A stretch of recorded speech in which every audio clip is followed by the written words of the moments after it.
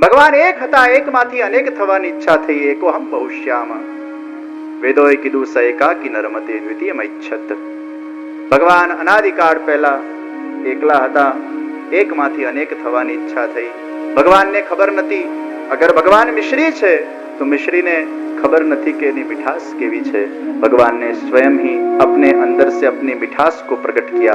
भगवान आंख बंद करके चिंतन कर रहे हैं और भगवान ने अपनी मिठास का चिंतन किया और भगवान के वो दिव्य प्रगाढ़ स्मरण में से, भगवान के ही अंदर से, भगवान के ही श्रेयंग में से भगवान ने श्री राधिका जी को प्रकट किया.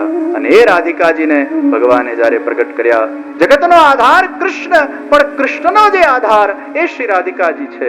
એ કૃષ્ણની દિવ્ય મિઠાસ છે. राधा जी और कृष्ण वो दोनों एक ही स्वरूप है. એ રાધા કૃષ્ણ ગોલોક ધામના અંદર નિત્ય લીલામાં પોતાની સુંદર લીલાને સાકાર કરી રહ્યા છે.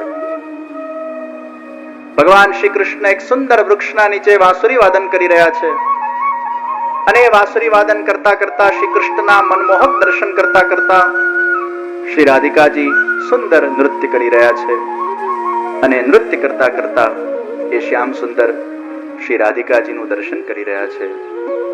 એ ગોલોક ધામની આ દિવ્ય લીલાનું અદ્ભુત દર્શન થઈ રહ્યું છે.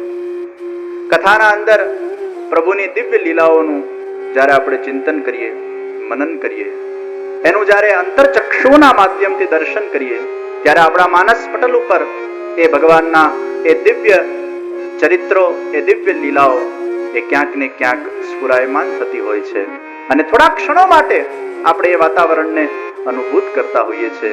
એ ભાવના અંદર ભીંજાઈ જતા હોઈએ છીએ. બહુ બધા લોકો દર્શન કરવા આવી ગયા. રાધાજીને સંકોચ થવા લાગ્યો અને રાધાજીએ નૃત્યને સમાપ્ત કર્યું. શ્યામ સુંદરના બાજુમાં આવીને વિરાજમાન થઈ ગયા.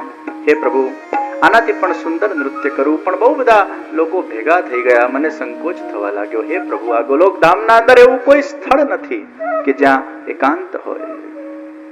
हे प्रभु, आप ऐसा कोई स्थल बनाओ जो स्थल के अंदर कुंज हो, निकुंज हो, सघन कुंज हो, अनेक वृक्ष हो, वहां की हवाओं के अंदर मेरे नुपुर की छमछम हो, आपके लीला की सरगम हो.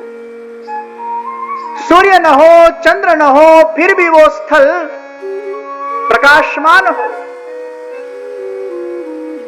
આપણે જે ઘરમાં રહેતા હોઈએ એમાં જે કંઈ પણ કર્મ કરીએ એ સૂર્ય ને ચંદ્રમાની સાક્ષીમાં કરીએ. સવારે ઉઠે તો सूर्य जोता હોય, रात्रे सोइए तो चंद्र जोता હોય. हम जो भी कर्म करते हैं सूर्य चंद्र की साक्षी में करते हैं.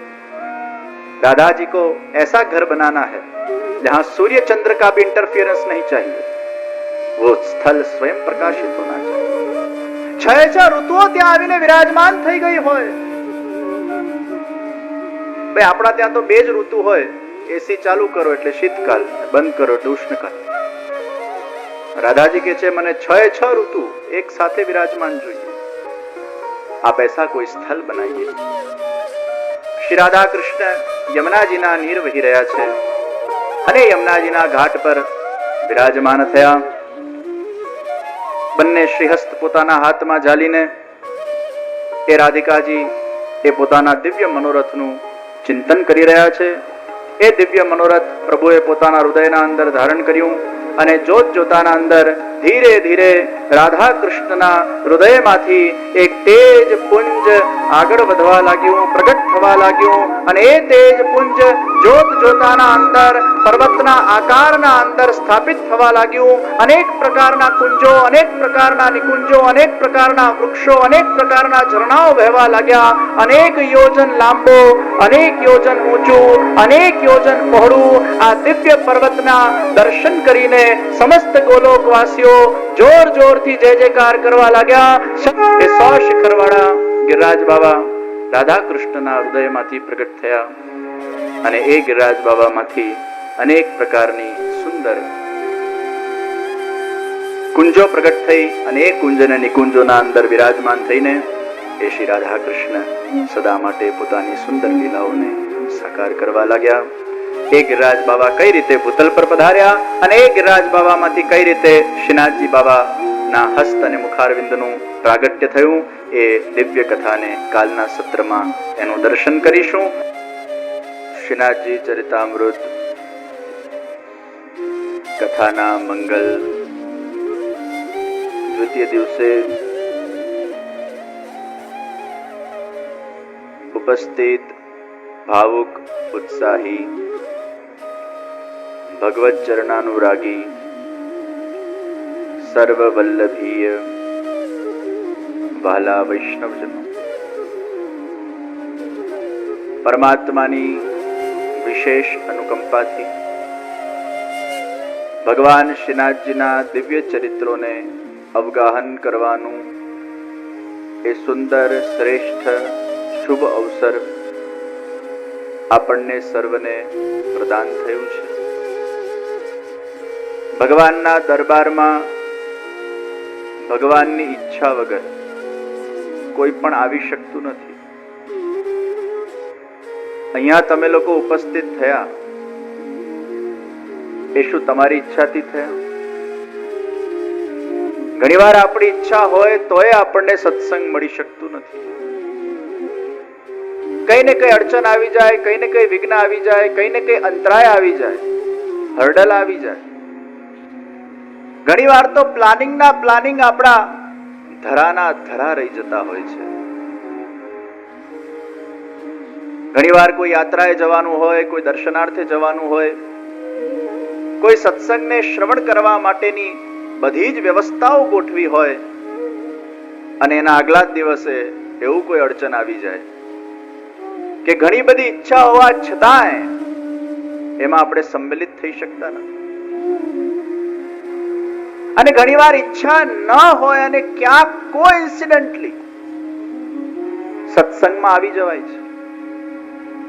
કઈ જ પ્લાનિંગ ન કર્યું હોય, કઈ જ વિચાર્યું ન હોય, कल्पना પણ न હોય કે वो सत्संग में आकर मैं बैठूंगा, लेकिन भगवान ऐसे कोई संजोग, ऐसी कोई लीला हमारे जीवन में करते हैं, उनकी इच्छा से, उनकी कृपा से वो सत्संग की उपलब्धि हो जाती है. आज के समय में देखा जाए तो सत्संग बहुत सुलभ है, नहीं दुर्लभ है.